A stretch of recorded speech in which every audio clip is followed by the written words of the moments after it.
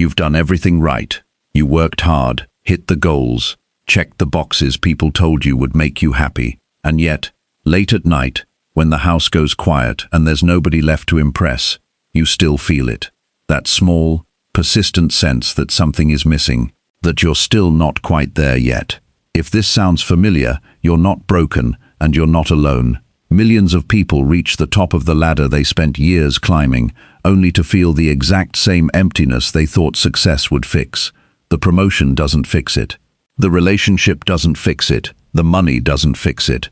And if nobody explains why, you'll spend your whole life chasing the next thing, convinced that this time, finally, it will be enough. It won't. Not because you're doing something wrong, but because you've been solving the wrong problem entirely. In the next 10 chapters, you're going to learn exactly what that real problem is, and more importantly, exactly what to do about it.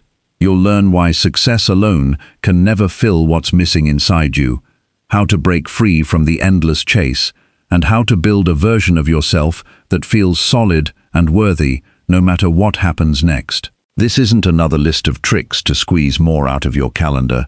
This is a real shift, the kind that changes how you feel when you wake up tomorrow morning. Stay with me. This one chapter alone could change how you see your entire life. Discover why external success never fills your inner emptiness. Picture this. You finally get the promotion you worked 3 years for. You walk into your new office, sit down in your new chair, and for about 6 hours, you feel it, that rush, that sense of arrival. Then you go home. You lie in bed that night, and something strange happens. The feeling is already fading. By the next morning, you're thinking about the next title, the next raise, the next thing that will finally make you feel complete. This is not a personal failure. This is not a sign that something is wrong with your ambition. This is the oldest trick the human mind plays on itself, and almost nobody escapes it without deliberately learning how. You have been taught since you were a child that happiness lives somewhere out there. Get the grades, and you'll feel proud. Get the job, and you'll feel secure. Get the house, the car, the relationship, the body, the bank account, and you'll finally feel at peace. So you chase it. You work late nights. You sacrifice sleep, friendships, sometimes your health. And when you finally catch what you were chasing, you feel something, yes, but it doesn't stay. It slips through your fingers like sand, and within days, sometimes hours, you're already looking at the next mountain, wondering why this one didn't fix what you thought it would fix. This chapter exists because you deserve to understand why this keeps happening to you. Not so you can feel bad about it, but so you can finally stop being surprised by it and start doing something different. Here is the truth the ancient Stoics understood 2,000 years ago, long before social media, long before the modern hustle culture told you to grind yourself into the ground for a lifestyle you saw in someone else's photos. External things were never designed to fill an internal hole. A promotion cannot fix a wound in your sense of self-worth. A relationship cannot fix a fear of being alone with your own thoughts. A bigger house cannot fix a restlessness that lives inside your chest. These things can bring pleasure. They can bring comfort. They can even bring genuine joy for a while. But they cannot bring lasting peace, because peace was never an external thing to begin with. Peace is a state you carry, or you don't. And if you don't carry it inside you first, no achievement on earth will hand it to you. Think about people you've watched from a distance. Celebrities, executives, athletes, who seem to have everything a person could want, and yet you later learned they were struggling with emptiness, addiction, or despair behind closed doors. This isn't a coincidence, and it isn't rare. It happens because success without internal work is like pouring water into a cup with a crack in the bottom. No matter how much you pour, it never fills up. You just keep pouring, exhausting yourself, wondering why nothing feels like enough. Let's talk honestly about what's actually happening in your mind when you chase achievement after achievement. Your brain is wired with something researchers call the hedonic treadmill. You get something good, your brain gives you a hit of dopamine, you feel great for a short while, and then your brain adjusts to this new normal. What used to feel exciting becomes your baseline. The high fades, and you need something bigger, something new, to feel that same rush again. This is exactly how tolerance works with anything: substances, entertainment, even relationships. If you don't understand this mechanism, you will spend your entire life on this treadmill, running faster and faster, achieving more and more, and somehow always feeling like you're standing still. The tragedy here isn't that you want things. Wanting things is human, and there's nothing wrong with ambition. The tragedy is believing that the wanting will stop once you get the thing. It won't, because the problem was never a lack of achievement. The problem is what you believe about yourself underneath all that achievement. Ask yourself something honestly right now. If you stripped away your job title, your possessions, your followers, your relationship status, and your bank account, would you still feel like you're enough? If the answer makes you uncomfortable, you've just found the real work you need to do. Not another certification, not another promotion, not another thing to add to your resume. The real work is learning to feel whole with nothing added, so that everything you achieve afterward becomes a bonus, not a rescue mission. This is where Stoic wisdom becomes not just interesting philosophy, but a practical toolkit for daily living. The Stoics taught something called the dichotomy of control. Some things are within your power: your thoughts, your effort, your character, your responses. Other things are outside your power: outcomes, other people's opinions, the results of your work, how the world receives you. Most people build their entire sense of worth on the things outside their control. They tie their identity to the promotion they might not get, the relationship that might not work out, the recognition that might never come. And when life doesn't cooperate, their whole sense of self collapses.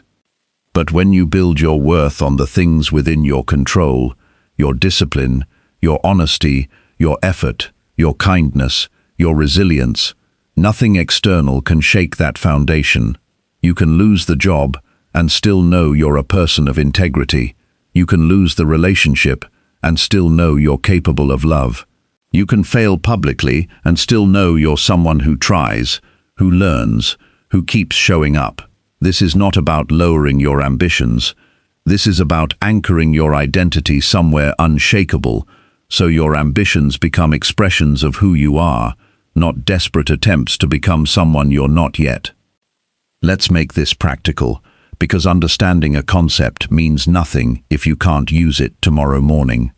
Start with this daily habit.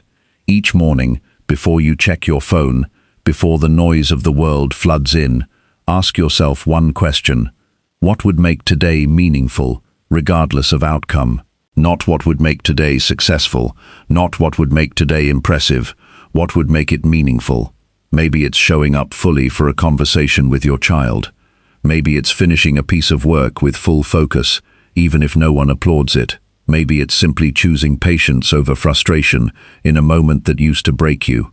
This single question redirects your entire day away from chasing outcomes and toward embodying values, and that shift changes everything over time. Next, practice this exercise the Stoics called negative visualization. Take 5 minutes, sit quietly, and imagine losing something you currently have: your health, your job, a person you love. This isn't meant to make you anxious, it's meant to wake you up to what you already have, right now, in this moment, before it's gone.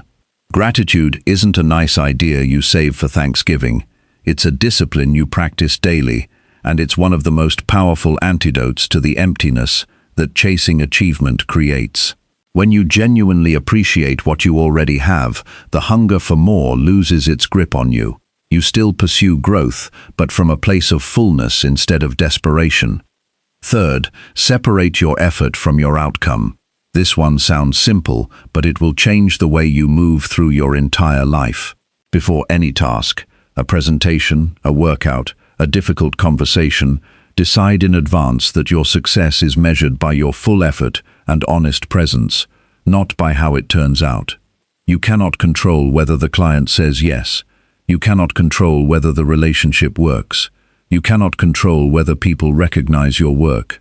But you can control whether you showed up with everything you had. When you measure yourself by effort instead of outcome, you free yourself from a lifetime of feeling like a failure every time the world doesn't cooperate with your plans, and you build genuine, unshakable self-respect instead.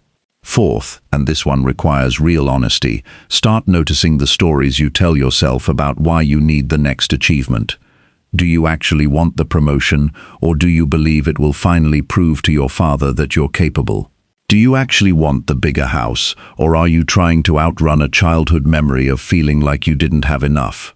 Most people chase achievement blindly, without ever examining the emotional wound underneath the chase. But once you name the wound, you take away its power over you. You can pursue the same goal, but now you're pursuing it because you want to, not because you're running from something broken inside you. Real-world application matters here, so let's walk through it. Say you're someone climbing the corporate ladder, working 60-hour weeks, missing dinners with your family, telling yourself it will all be worth it once you make partner, once you make VP, once you hit that number. Stop for a moment and imagine you get there. You make partner. You feel the rush for a week, maybe two. Then what? If you haven't done the internal work, you'll already be scanning the horizon for the next title. But if you've done the work, if you've built your identity on discipline, honesty and effort, rather than the title itself, then making partner becomes a genuine celebration of your growth, not a desperate need finally satisfied. The difference isn't the achievement, the difference is you. Or say you're someone who has poured your entire identity into your physical appearance, believing that once your body looks a certain way, you'll finally accept yourself. You reach that goal, and for a short while you feel proud. But soon you notice a new flaw, a new comparison, a new goal that keeps the acceptance just out of reach, forever. This isn't a fitness problem, this is a self-worth problem wearing a fitness costume.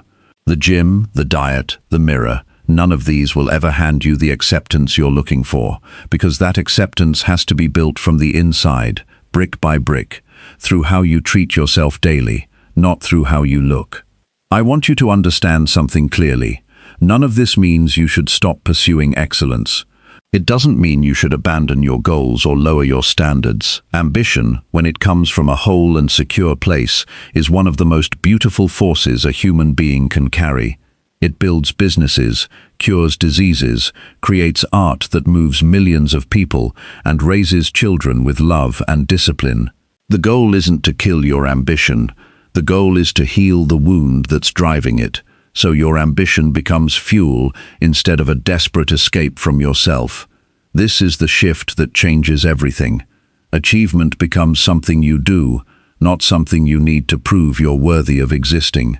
You pursue your goals with the same intensity, maybe even more, because now you're not exhausted by an endless chase for validation. You have energy left over, because you're not spending half your strength trying to outrun an emptiness that no accomplishment could ever fill. Every night before you sleep, try this simple practice. Write down 3 things, and only 3. First, one thing you did today that reflected your values, regardless of how it turned out. Second, one thing you're grateful for that already exists in your life right now. Third, one way you treated yourself with the same kindness you'd offer a close friend.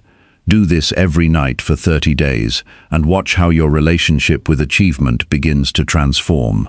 You'll notice the frantic energy softening. You'll notice yourself enjoying your work instead of using it as a weapon against your own insecurity. You'll notice, for the first time in a long time, moments of genuine stillness that don't depend on anything external happening around you. This is the beginning of the real transformation this book is here to guide you through. A foundation for finally feeling like enough, so that everything you achieve from here forward is built on solid ground instead of sand. The emptiness you've been trying to fill with success was never asking you to work harder. It was asking you to come home to yourself. And that homecoming starts today, with the very next choice you make, the very next breath you take, and the quiet decision to stop running and finally start building something that lasts. Chapter 2. Break the endless cycle of chasing the next achievement. There's a particular kind of exhaustion that has nothing to do with how many hours you slept. It's the exhaustion of a mind that never stops moving toward the next thing. You finish a project, and before the satisfaction even settles into your bones, you're already asking what's next. You hit a fitness goal, and within a week, you're planning the next 12 weeks of training. You land the client, close the deal, hit the number, and somewhere in the back of your mind, a quiet voice whispers, "Good, now do it again, bigger this time." This voice feels like ambition. It feels like drive. But if you listen closely, you'll notice it never once says, "Well done." It only ever says more. This is the cycle. Achieve, feel a flicker of satisfaction, watch it fade, feel restless, chase the next thing. Achieve, feel a flicker of satisfaction, watch it fade, feel restless, chase the next thing. Round and round, year after year, and somewhere along the way, you stop noticing you're on a wheel at all. You just think, this is what a driven life looks like. You think the discomfort is normal. You think the restlessness is the price of greatness. It isn't.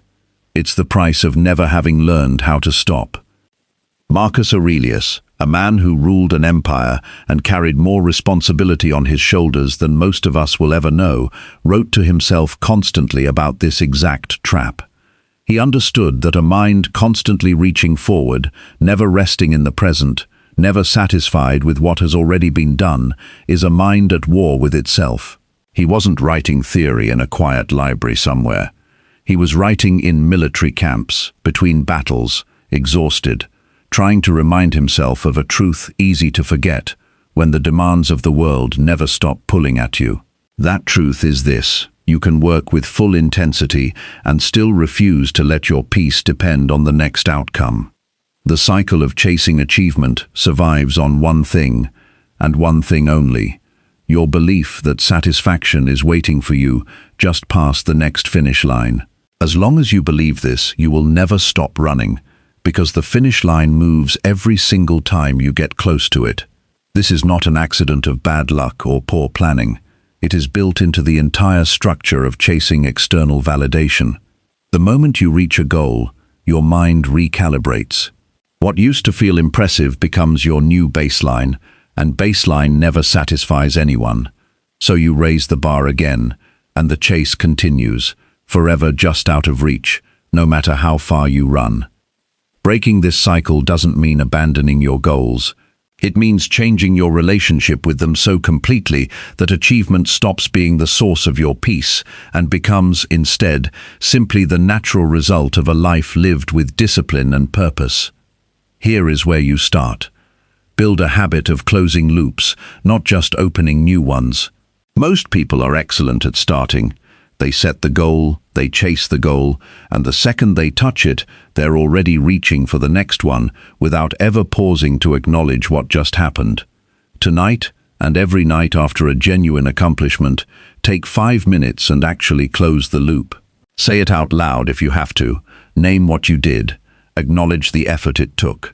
Let yourself feel the completion fully, instead of skipping past it toward the next task.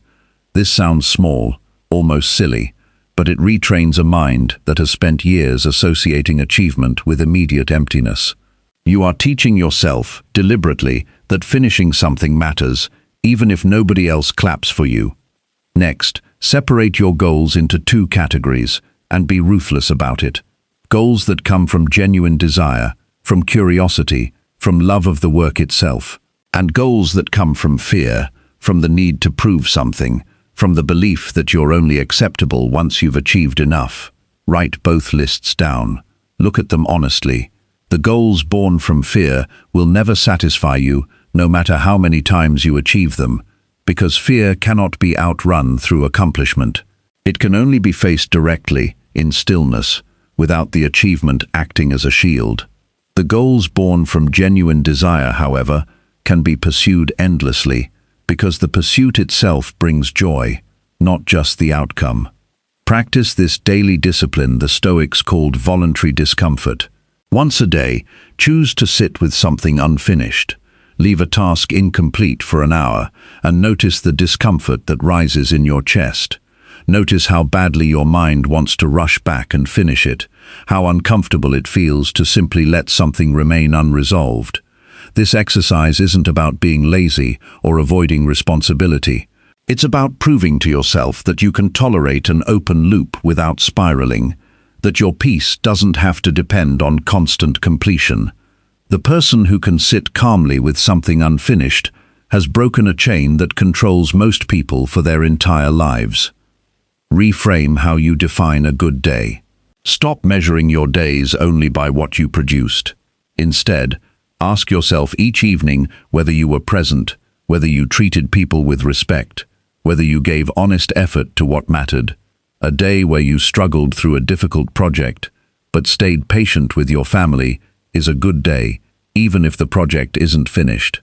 A day where you didn't hit your sales number, but showed up with integrity in every conversation, is a good day, even if the scoreboard doesn't reflect it yet. When your definition of a good day expands beyond output, the cycle of chasing loses its grip, because you're no longer starving for the next achievement to feel like your day had value. Watch your language too, because language shapes belief more than people realize. Notice how often you say phrases like, "Once I hit this, then I'll relax," or "After this project, things will slow down." These phrases are lies you tell yourself, and deep down, you already know it. There is no once, there is no after, there is only now, and how you choose to carry yourself through the work in front of you today. The person who waits for permission to rest until every goal is achieved will wait their entire life, because the goals never stop coming, not for anyone, not ever. Understand this clearly. Rest is not something you earn after enough achievement. Rest is a discipline you practice regardless of achievement, because your worth was never tied to your productivity in the first place. Build genuine rest into your days without guilt attached to it. Not scrolling your phone, which isn't rest at all, but real stillness, real disconnection from output, real permission to simply exist without producing anything of value for a while. This single habit, practiced consistently, breaks the grip of the chase faster than almost anything else, because it proves to your nervous system, again and again, that you are allowed to stop.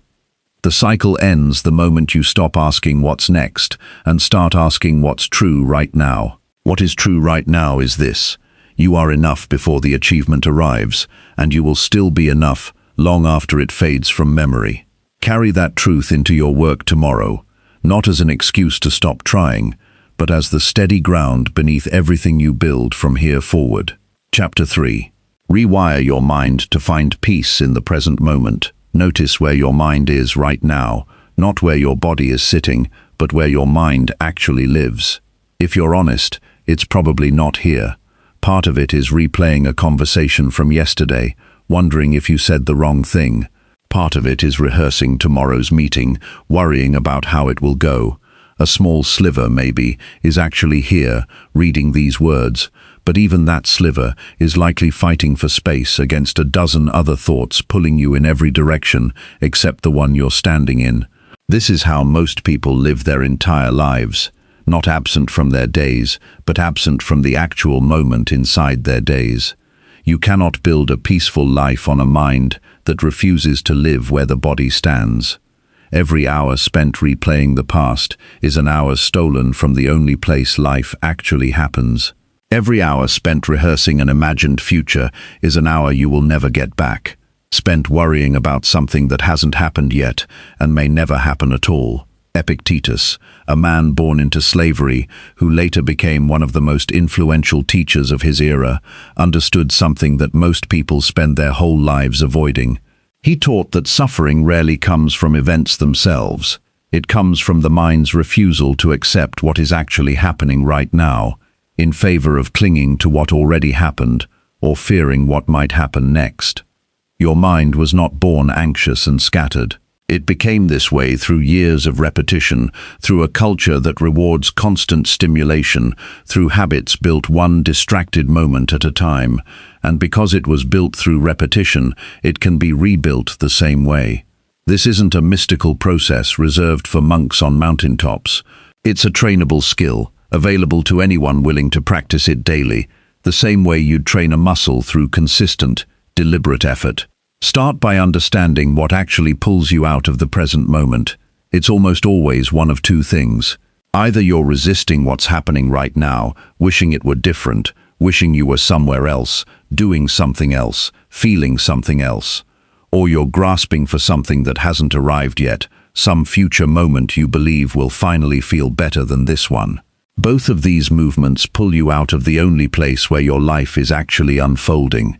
The traffic jam you're sitting in right now, the difficult conversation you're having right now, the quiet, ordinary evening you're living right now.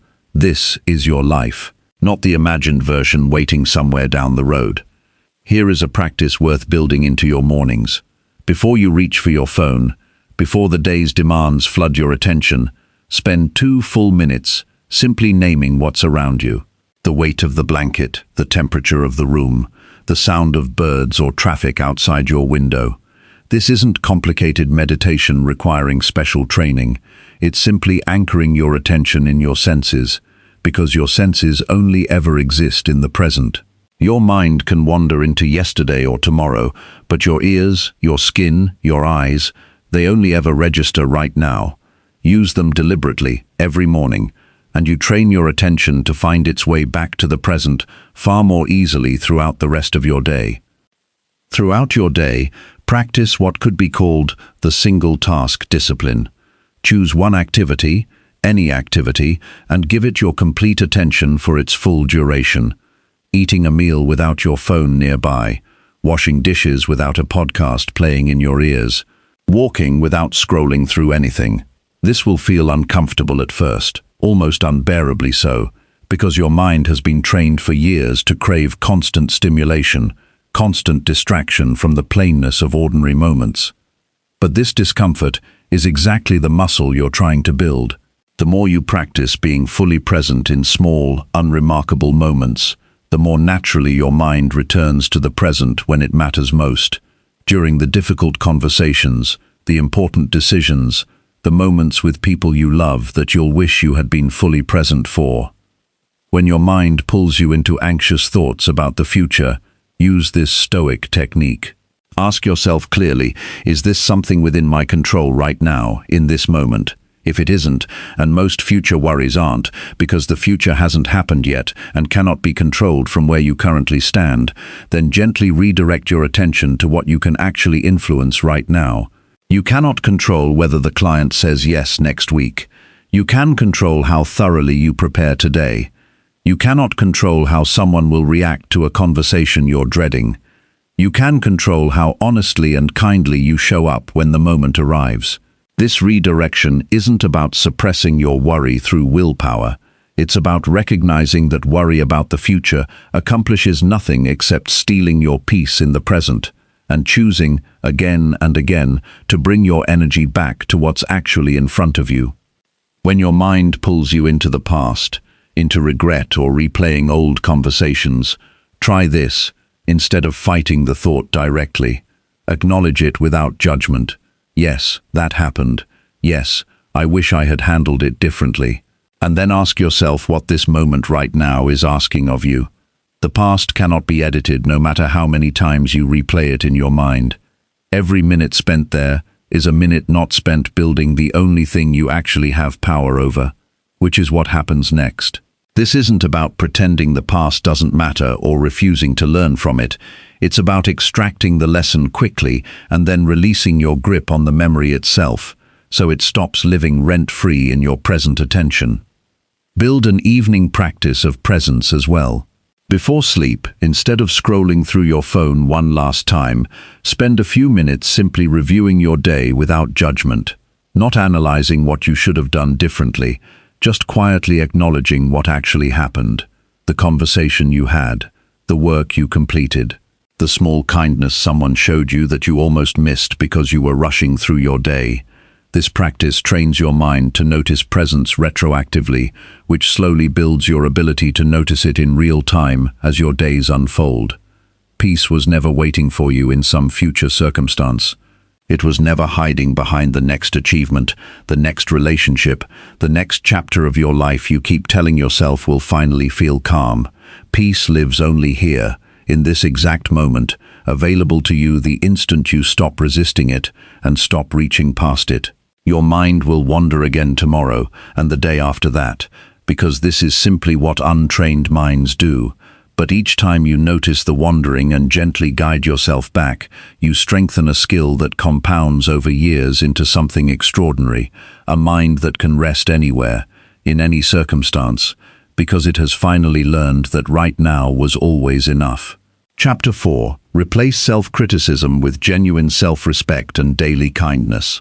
There's a voice that follows most people everywhere they go, and it rarely takes a day off. It comments on the mistake you made in the meeting. It replays the awkward thing you said at dinner. It tells you that you're behind, that you're not doing enough, that everyone else seems to have figured life out while you're still stumbling through it. If a stranger spoke to you the way this voice speaks to you, you would never let them near you again.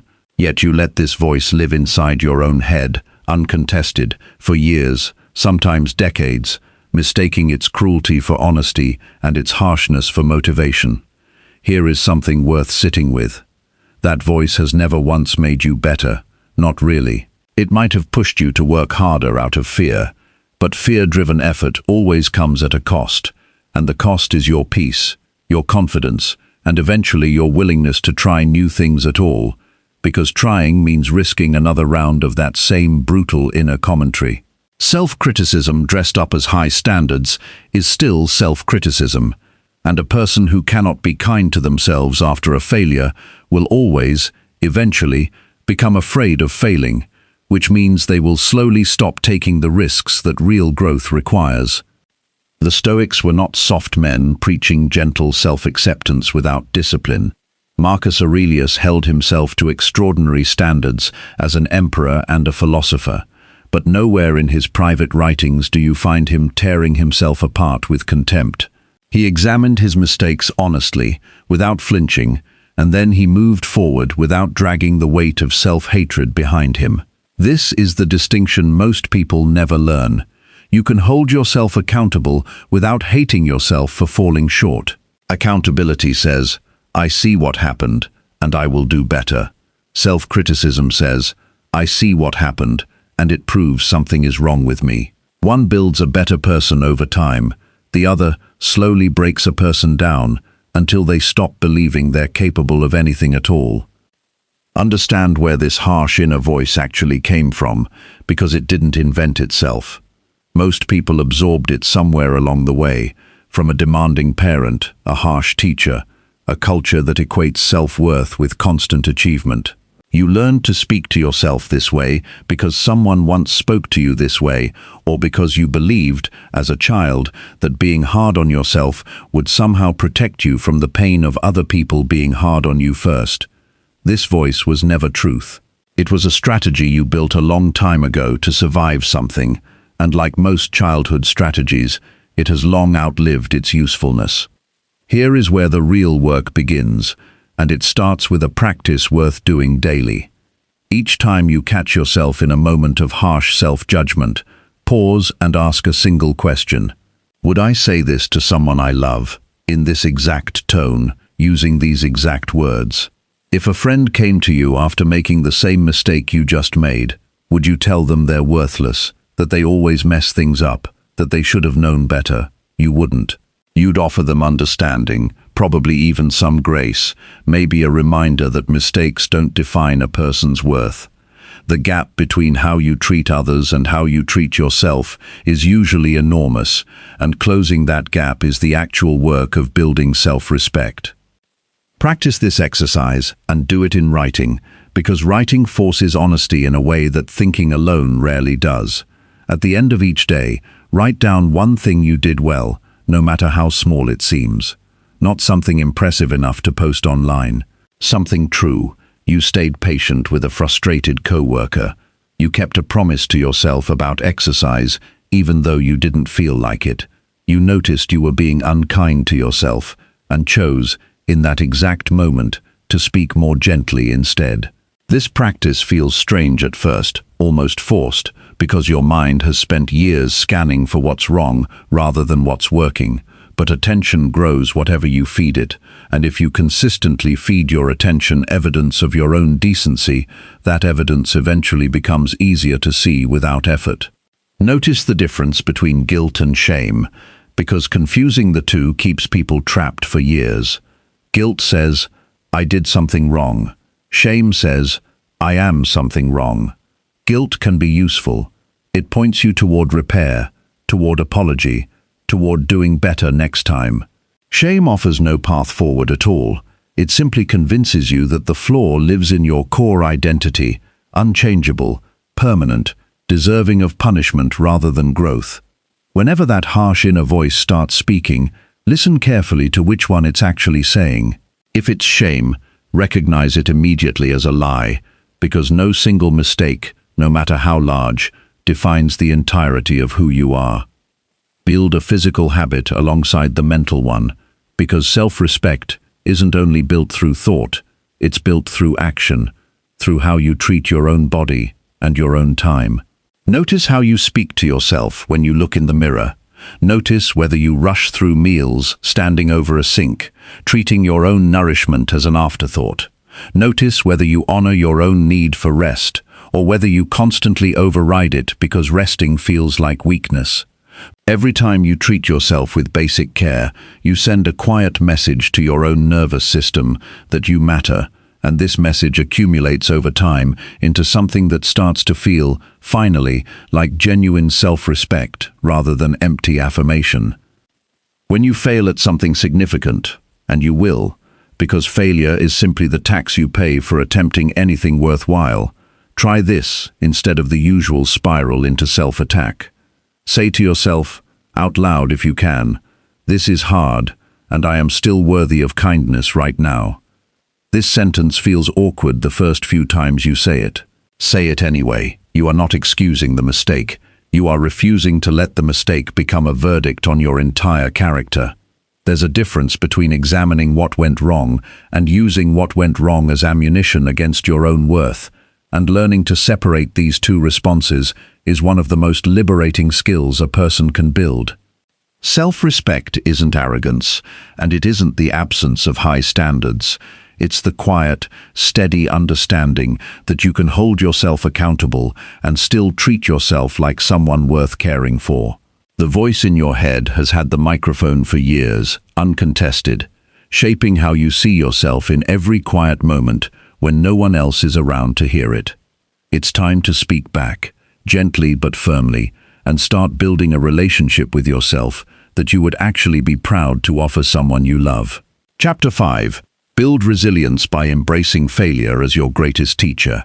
Somewhere along the way, you were taught that failure was something to avoid at all costs, something embarrassing, something that meant you weren't good enough, smart enough, prepared enough. Schools graded it in red ink. Parents sighed when report cards came home. Workplaces quietly punished it, even when they claimed to celebrate risk-taking. So you learned, like most people learn, to play it safe, to avoid the things you might not succeed at, to stay inside the boundaries where the outcome felt guaranteed. And in doing so, without ever realizing it, you also avoided most of the growth that was waiting for you on the other side of that fear. Here is something the most resilient people on earth understand, something most people never learn until very late in life, if they learn it at all. Failure was never your enemy. It was always your instructor, patient and thorough, showing you exactly where your plan was weak, where your understanding was incomplete, where your effort fell short. The pain of failure isn't punishment, it's information, and a person who learns to read that information instead of running from it gains an advantage that people who avoid failure never develop, because they never gather enough data about themselves and the world to actually grow. Seneca, exiled from Rome, stripped of his position and his comfort, wrote some of his most powerful reflections during the very years his life had fallen apart by every external measure. He didn't waste those years wishing his circumstances were different. He used the collapse itself as material, examining what it taught him about attachment, about fear, about what actually mattered when everything he thought defined him had been stripped away. This is the posture resilience actually requires, not pretending failure doesn't hurt, but refusing to let the hurt be the end of the story. Most people respond to failure with one of two unhelpful reactions. Either they collapse into shame, deciding the failure proves something permanently wrong with them, or they deflect entirely, blaming circumstances, other people, bad luck, anything except taking an honest look at what actually happened. Both responses accomplish the same thing, which is nothing. Neither one extracts the lesson the failure is actually offering. Real resilience requires a third response, one that takes more courage than either collapsing or deflecting, and that response is honest, unemotional examination. Here is a practice worth building immediately after any significant failure, once the initial sting has settled enough for clear thinking. Take out a page and answer 3 questions honestly. What exactly happened, without exaggeration or minimization? What was actually within my control in this situation, and what wasn't? And what specifically will I do differently next time, based on what I now understand? This process takes the failure out of the realm of vague emotional pain and turns it into concrete, usable information. You stop asking, "Why does this always happen to me?" a question with no useful answer, and start asking, "What does this teach me?" a question that moves you forward every single time. Understand something crucial about the fear that keeps most people from attempting the things that would grow them the most. That fear is almost never really about the failure itself. It's about what you believe the failure will mean about you as a person. If you believe failing at a business means you're fundamentally incapable, you'll avoid starting one. If you believe failing at a relationship means you're unlovable, you'll avoid real intimacy. If you believe failing publicly means everyone will see you as a fraud, you'll avoid putting your work out into the world at all. The fear is rarely rational when you examine it closely. It's a story you've told yourself about your own worth, dressed up as a prediction about the future. Separate the event from the interpretation, because this single skill will change how you move through the rest of your life. The event is neutral. You applied for the position and didn't get it. You launched the product and it didn't sell. You had the difficult conversation and the relationship still ended. These are simply things that happened, facts without inherent meaning attached to them. The interpretation is what you add on top, the story about what these facts say about your worth, your intelligence, your future. Most of the pain you feel after failure comes not from the event itself, but from the interpretation you've layered over it, usually without even noticing you're doing it. Practice catching yourself in the act of interpreting and ask whether the story you're telling is actually true or simply the most familiar, most painful version available to your frightened mind in that moment. Build what could be called a failure resume, a document most people never think to create because their instinct is to hide failure rather than examine it. List every significant failure you've experienced over the years, and next to each one, write what it eventually taught you, even if that lesson took months or years to become clear. You'll notice something remarkable when you do this exercise honestly. Nearly every failure on that list led, eventually, directly or indirectly, to something valuable you wouldn't have without it. The job you didn't get pushed you toward the one that actually fit you. The relationship that ended taught you what you actually needed in a partner. The business that failed taught you lessons the next one couldn't have succeeded without. This exercise doesn't erase the pain failure caused at the time, but it proves, with your own evidence, that failure has never once been purely destructive in your life. Practice deliberately attempting things you might not succeed at, on a small scale, regularly, as a form of training. Speak up in a meeting, even if your idea might get rejected. Start the creative project, even though it might not turn out the way you imagined. Have the honest conversation, even though it might not go well. This isn't about being reckless. It's about proving to your own nervous system, again and again, in low-stakes situations, that failure doesn't destroy you, that you can survive an outcome you didn't want, and keep moving forward anyway. Resilience isn't built in the absence of failure. It's built through repeated exposure to failure, small enough to survive, frequent enough to teach you that you always do survive it. When failure hits hard, and eventually it will, give yourself permission to feel it fully before you try to extract any lesson from it. Resilience doesn't mean skipping the pain. It means refusing to let the pain become the final chapter. Sit with the disappointment. Let it move through you honestly. And then, when you're ready, not before, pick up the pieces and ask what they're trying to teach you. Every person you've ever admired for their strength was not someone who avoided failure. They were someone who failed repeatedly and kept choosing every single time to stand back up and use what they learned. That choice is available to you too, every time life knocks you down, waiting patiently for you to take it. Chapter 6. Redefine success, using your own values instead of others. Somewhere in your life, without ever sitting down and choosing it, you inherited a definition of success that wasn't yours. It came from your parents, who wanted you to have the stability they never had. It came from your school, which measured you by grades and rankings. It came from social media, which measures you by numbers most people don't even understand the meaning of anymore. It came from a culture that decided, long before you were born, that success looks like a certain job title, a certain salary, a certain house in a certain neighborhood. And you spent years chasing that definition, never once asking whether it actually matched what you, specifically, care about. This is one of the quietest tragedies a person can live through, and it's so common that most people never even notice it's happening to them. You can spend an entire lifetime climbing a ladder, only to reach the top and realize the ladder was leaning against the wrong wall the whole time. The house is beautiful, but you barely see your children because of the hours it took to afford it. The title is impressive, but you dread Monday mornings with a heaviness that never lifts. You did everything you were supposed to do, and yet something feels hollow, because the goals were borrowed, never truly examined, never actually chosen by you.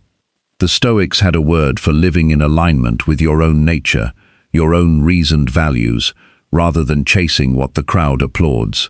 They called it living according to nature, which didn't mean living in the wilderness, but living according to what is genuinely true for you as a rational, thoughtful being, rather than performing a life designed to impress people you may not even respect. Epictetus taught his students to constantly ask whether they were living by their own judgment or by the judgment of others, because he understood that a person who measures their life entirely by outside approval will never feel settled, no matter how much approval they manage to collect. Here is the uncomfortable question worth sitting with honestly. If no one else could see your achievements, if there were no applause, no comparison, no one to impress, what would you actually want to build with your one life? Not what sounds impressive when you say it out loud at a dinner party. What genuinely calls to you when you strip away the audience entirely? Most people have never actually asked themselves this question, because the noise of other people's expectations has been playing so loudly for so long that they've lost the ability to hear their own voice underneath it. Start by examining where your current definition of success actually came from. Take out a page and write down every major goal you're currently chasing. Next to each one, write down honestly where that goal originated. Did you choose it because it excites you, because it aligns with something you genuinely value, or did you choose it because it was expected of you, because it will impress someone whose opinion you've been trying to earn your entire life? This exercise can be uncomfortable, because you might discover that a significant portion of what you've been chasing was never actually yours to begin with. That discovery isn't a failure. It's the first honest step toward building a life that actually fits you. Once you've identified which goals are genuinely yours, go deeper and identify your actual values, the ones underneath the goals. Most people can list their goals easily, but struggle to name their values, because nobody ever taught them to separate the two. A goal is a specific target, like earning a certain income or reaching a certain position. A value is the deeper principle underneath it, like security, creativity, connection, contribution, freedom, growth. Two people can want the exact same goal for completely different reasons, rooted in completely different values. One person wants financial success because it represents freedom to spend time with family. Another wants the exact same financial success because it represents proving something to a parent who never believed in them. Same goal, entirely different meaning, and only one of these is likely to feel genuinely satisfying once achieved. Once you've named your actual values, use them as a filter for every major decision going forward. Before accepting the next opportunity, ask whether it aligns with what you've identified as genuinely important to you, or whether you're only considering it because it looks impressive from the outside. This filter will save you years of your life. It will help you decline the promotion that would have doubled your hours and halved your presence with your family, if presence with family is a value you've genuinely identified as important. It will help you leave the relationship that looks perfect on paper but leaves you feeling smaller every day, if growth and authenticity are values you've named as essential. Values, once clearly identified, become a compass that makes difficult decisions significantly easier, because you're no longer deciding based on what looks good, but based on what actually matters to you. Notice the specific moments when comparison creeps into your thinking, because comparison is almost always a sign that you've temporarily lost touch with your own values and started measuring yourself by someone else's. When you catch yourself scrolling through other people's achievements and feeling that familiar tightness in your chest, pause and ask what specifically you're envious of. Often, when you examine it honestly, you'll discover you don't actually want their exact life. You want a specific quality their life represents: freedom, recognition, financial ease, creative expression, and that quality can likely be pursued through a path that actually fits who you are, rather than by copying someone else's entire life structure. Give yourself permission to define success in terms that would sound unimpressive to a stranger, but feel deeply meaningful to you. Maybe your version of success is a smaller business that lets you be present for your children's childhood, rather than a larger one that consumes every waking hour. Maybe it's work that pays modestly but aligns completely with what you believe matters, rather than work that pays generously but requires you to compromise your integrity daily. There is no universal scoreboard for a well-lived life, no matter how convincingly the world around you insists there is. The scoreboard you've been measuring yourself against was built by other people, for their own reasons, and you are allowed, right now, today, to build your own instead. This redefinition isn't a one-time decision you make and then forget. It requires ongoing attention, because the noise of borrowed expectations never fully disappears.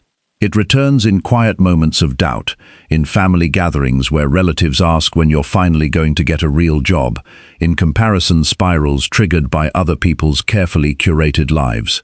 Each time it returns, you return to your values, you return to the honest answer you gave yourself about what actually matters, and you choose, again, to build a life measured by your own standard, rather than a borrowed one. This is not a smaller way to live. It is, in fact, the only way to live that has any chance of feeling genuinely, lastingly enough. Chapter 7. Cultivate gratitude daily to silence the voice of never enough.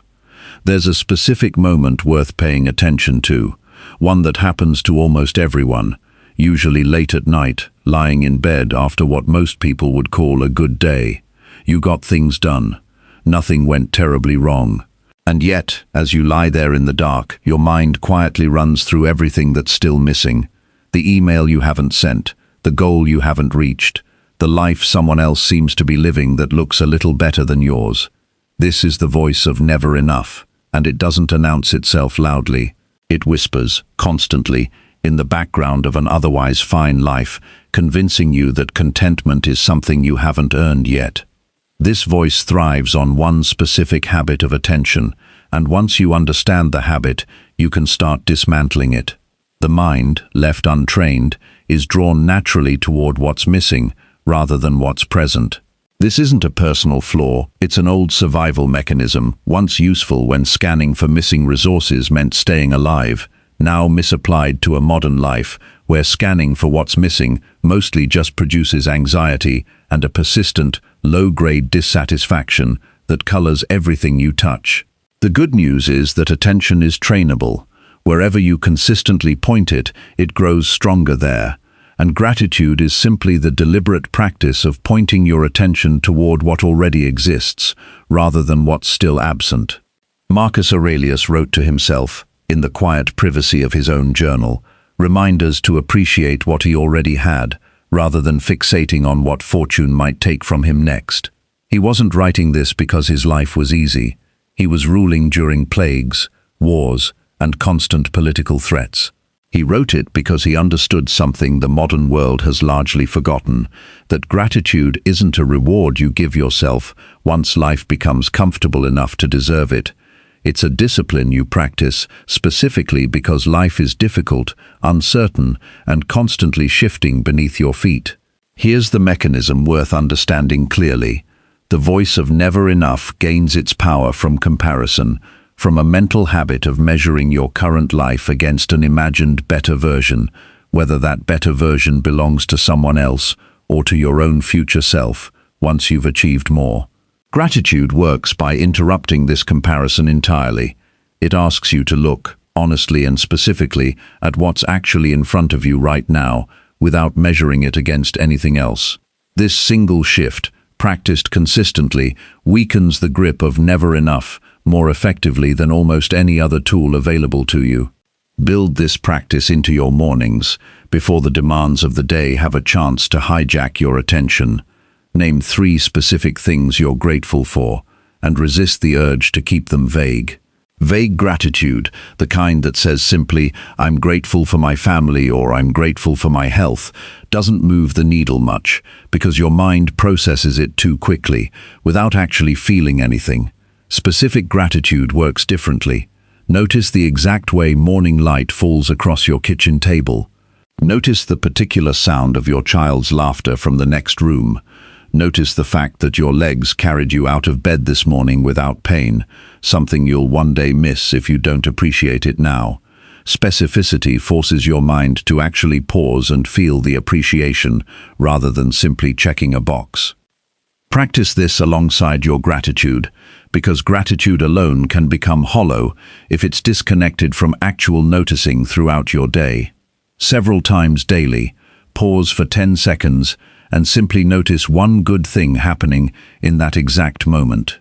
The warmth of coffee in your hands, a stranger holding a door open without being asked, the relief of finishing a difficult task. These moments happen constantly, dozens of times a day, but most people move through them completely unconscious, too busy scanning ahead for the next thing to actually register what's already good right now. This habit of pausing, repeated enough times, slowly rewires your default mode of attention away from scarcity and towards sufficiency.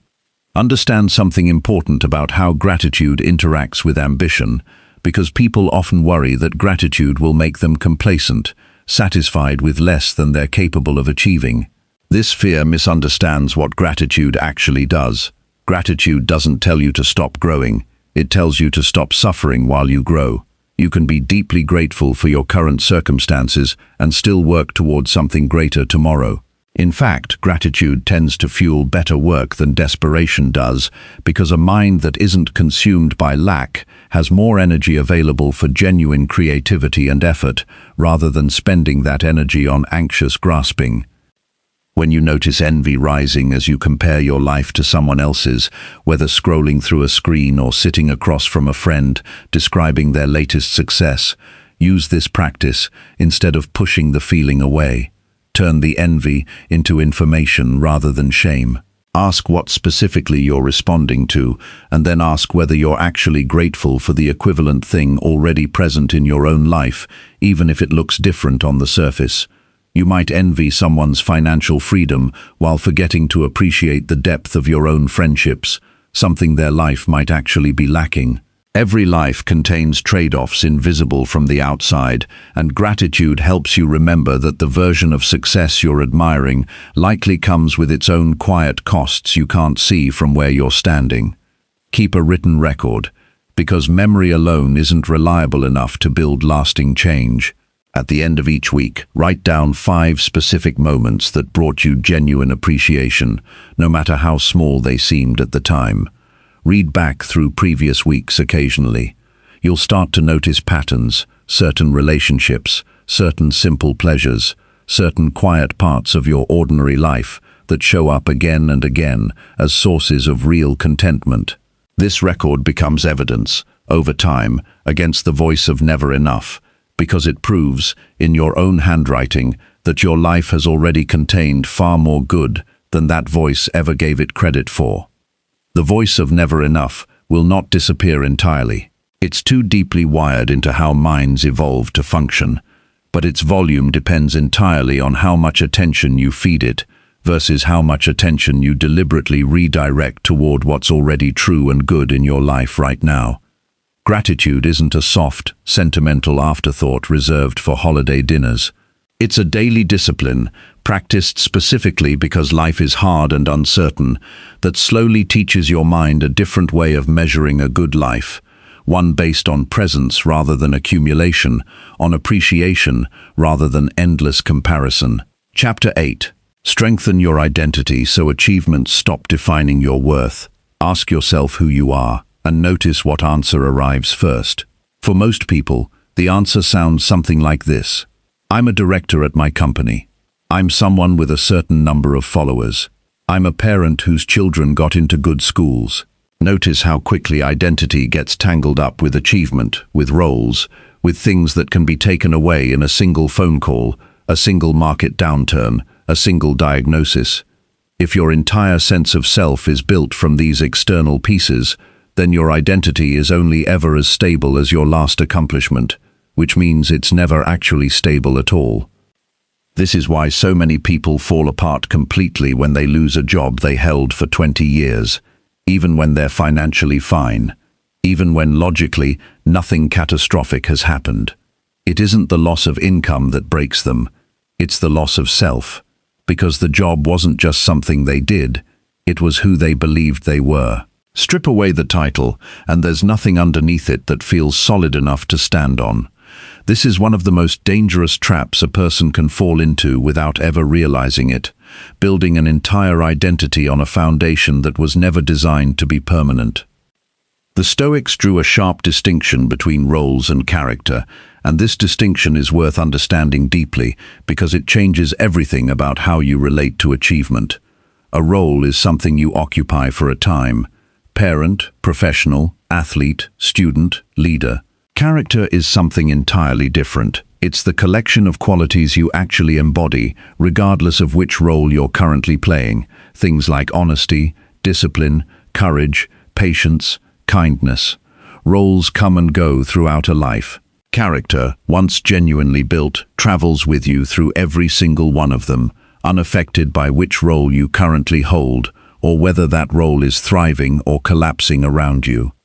Epictetus taught his students to think of life like an actor, playing a part in a larger play. The actor doesn't lose himself in believing he actually is the character permanently. He plays the role fully, with skill and commitment, and then he sets it down when the scene ends, still knowing exactly who he is underneath the costume. Most people never learn to make this distinction. They fuse so completely with their current role that when the role ends, whether through retirement, failure, or simple change, they experience it as the ending of themselves. Building an identity that doesn't collapse when achievement fades requires deliberately identifying which qualities you want to define you, independent of any specific outcome. Take time to write this down clearly. Not what you do, not what you've accomplished. Who you actually are, in terms of how you treat people, how you handle difficulty, what principles guide your decisions when no one is watching. Maybe you value honesty above comfort. Maybe you value showing up consistently even when you don't feel motivated. Maybe you value treating everyone with the same respect regardless of what they can offer you. These qualities, once named clearly, become the actual foundation of your identity, one that remains completely intact whether you're celebrated or forgotten, whether you're thriving or struggling.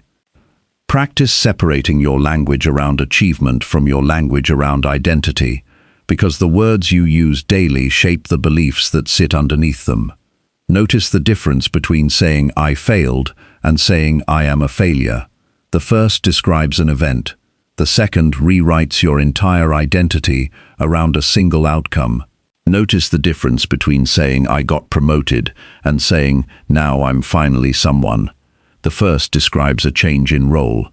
The second suggests you weren't someone before the promotion arrived, which is obviously untrue, but the mind absorbs these small linguistic habits over years until they harden into genuine belief. Here's a practice worth doing regularly, especially during periods when your achievements are going well, because this is precisely when identity fusion happens most dangerously. Ask yourself, if this success disappeared tomorrow, what would still be true about who I am? If the business fails, would you still be someone capable of hard work, honest reflection, and starting again? If the relationship ends, would you still be someone capable of genuine love and connection?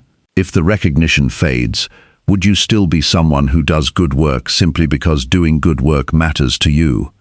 If your answer to these questions is yes, genuinely yes, then your identity has roots deep enough to survive changing circumstances.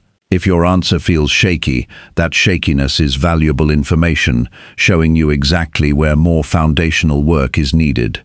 Build daily habits that reinforce your identity, independent of outcome, because identity is strengthened through repeated action more than through positive thinking alone. If patience is a quality you want to define you, practice patience deliberately in small moments throughout your day, not because it will produce a specific achievement, but because practicing it repeatedly makes it genuinely part of who you are.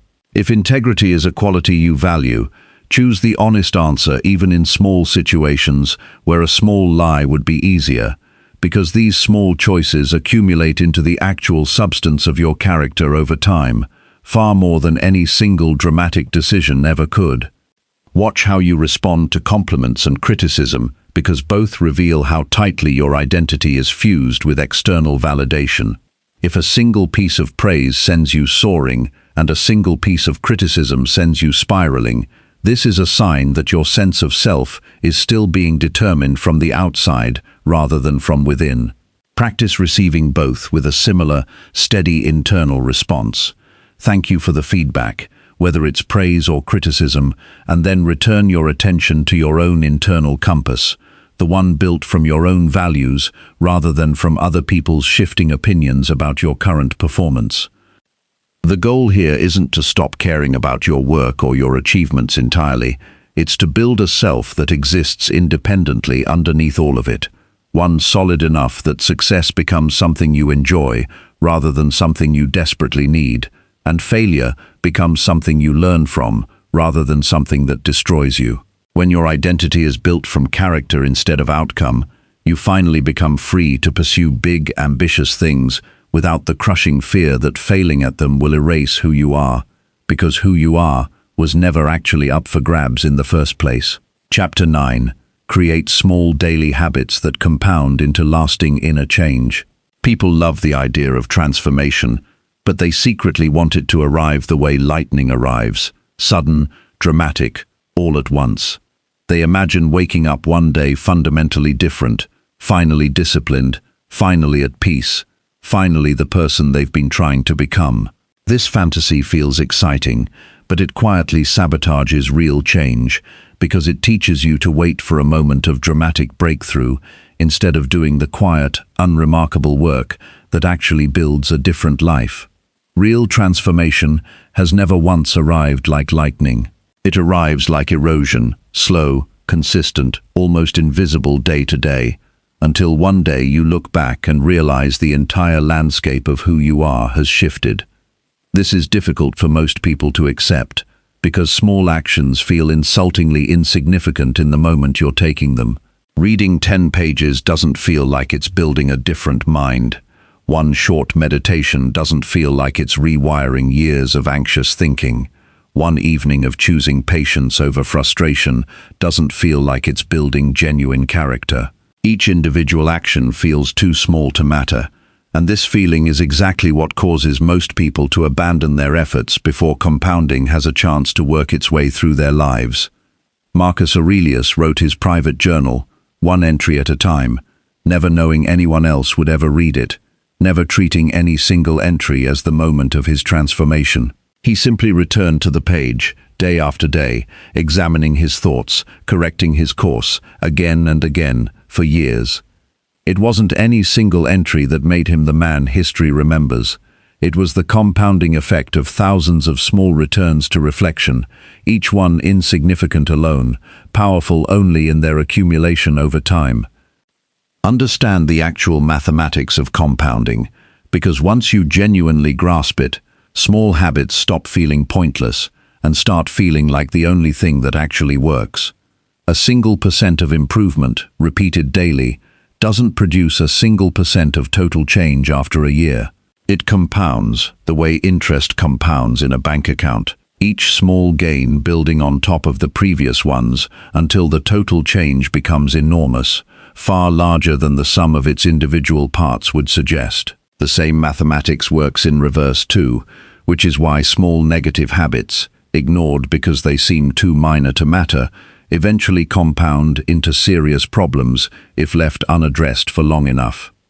Here is where most people go wrong when trying to build new habits, and understanding this mistake will save you years of frustration. They choose habits so ambitious that consistency becomes impossible. They decide to meditate for an hour daily, exercise for 90 minutes, read an entire book each week, all starting on the same Monday morning, fueled by a burst of motivation that inevitably fades within days. When the ambitious version becomes unsustainable, they abandon the habit entirely, concluding they simply lack discipline, when the actual problem was never their discipline, it was the size of the commitment relative to their actual capacity for consistency. Build habits small enough that skipping them feels more difficult than doing them. 1 page of reading instead of a chapter, 2 minutes of stillness instead of 30, 1 sentence of honest journaling instead of a full page. This will feel almost embarrassingly small at first, and that feeling is exactly the point. The goal in the beginning isn't to produce dramatic results from a single day's effort. The goal is to build the identity of someone who shows up consistently, because once that identity is established, expanding the habit becomes natural and easy, whereas starting with an unsustainable commitment almost always ends in abandonment. Attach new habits to something you already do reliably, because this removes the burden of remembering and relying on willpower alone. If you already make coffee every morning without fail, use that moment as the anchor for 2 minutes of quiet reflection while it brews. If you already brush your teeth every night, use that moment as the anchor for naming one thing you're grateful for. This technique works because it borrows the existing structure of your day rather than asking your already taxed willpower to build an entirely new structure from nothing. Track your consistency visually, because the human mind responds powerfully to visible progress in a way it doesn't respond to abstract intentions. A simple mark on a calendar for each day you complete your small habit creates a chain you'll become genuinely reluctant to break, not because of some external reward, but because watching the chain grow becomes its own quiet source of motivation. This isn't about perfection. You will miss days. When you do, the only rule that matters is this: never miss twice in a row. 1 missed day is simply life happening. 2 missed days is the beginning of a new pattern, and catching yourself at exactly this point is what separates people who build lasting change from people who quietly give up every January. Expect the middle of this process to feel discouraging, because it always does, for everyone, without exception. The beginning carries the excitement of a fresh start. The end, if you reach it, carries visible results that reinforce your effort. But the middle, the long stretch where you're putting in consistent work without much visible evidence that anything is actually changing, is where almost everyone quits. This stretch has a name worth remembering, sometimes called the Valley of Disappointment, the gap between the effort you're investing and the results you can actually perceive. Compounding is happening invisibly beneath the surface during this entire stretch, the same way a bank account grows invisibly between statements, but your mind, hungry for evidence, starts doubting whether the effort is worth continuing. This is exactly the moment consistency matters most, because the compounding effect is real and building, even when you cannot yet see or feel it. Review your habits every few months, not to judge yourself harshly for imperfect execution, but to notice honestly what's actually working and adjust what isn't. Maybe the habit needs to shift to a different time of day. Maybe it needs to shrink further during a particularly demanding season of life. Maybe it's time to add a new small habit on top of one that's become fully automatic. This ongoing adjustment, treating your habits as a living system rather than a rigid contract, keeps the entire process sustainable across years rather than weeks. The person you want to become isn't waiting for you somewhere in the future, arriving fully formed after some dramatic turning point. That person is being built right now, today, in the small, unremarkable choice you make in this exact moment, whether to show up for the tiny habit or to skip it just this once. Multiply that choice by 1,000 ordinary days, and you get an entirely different life, not because any single day was extraordinary, but because you understood, finally, that ordinary days repeated consistently are the only real material transformation has ever been made from. Chapter 10. Commit to lifelong growth by loving who you already are. There's a quiet belief hiding underneath most people's pursuit of self-improvement, one they've never said out loud, maybe never even fully admitted to themselves. It sounds something like this. Once I fix myself, then I'll finally be able to love who I am. Once I lose the weight, once I earn the money, once I break the bad habits and build the good ones, then the acceptance will finally arrive. This belief feels reasonable on the surface, almost responsible, but it contains a hidden trap that keeps people running on a wheel for their entire lives, because it makes self-love conditional on a finish line that never actually arrives, since there's always another flaw to fix. Another version of yourself that seems slightly more worthy of acceptance than the one standing here right now. Here is the truth. This entire book has been circling around from the very first page, and it deserves to be said plainly now. You cannot hate yourself into a better version of yourself. It has never once worked, for anyone, in the history of human beings trying to change.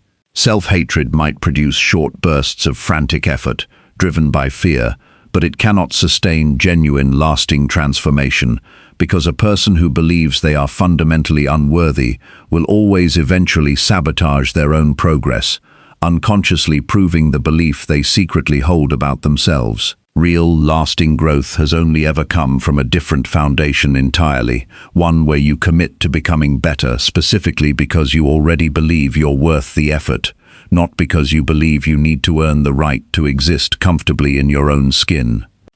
This is not the same as complacency, and it's worth being extremely clear about that distinction, because people often confuse self-acceptance with giving up on growth entirely.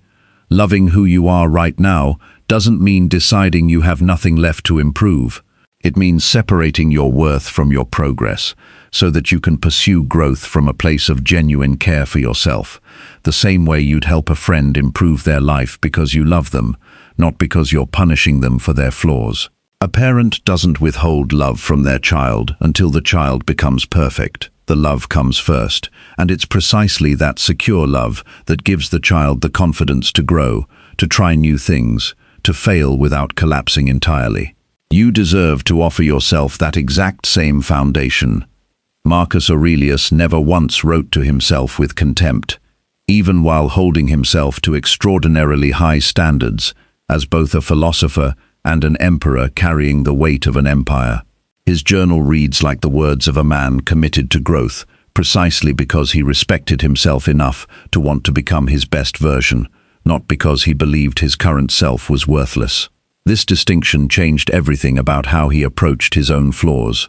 He examined them honestly, without flinching, and then moved forward with the same steady self-respect intact, rather than using each flaw as evidence against his own worth. Practice this shift starting today, in the exact language you use internally when you notice something about yourself you want to change. Instead of saying, "I'm too lazy and I need to fix myself," try saying, "I love myself enough to build better habits."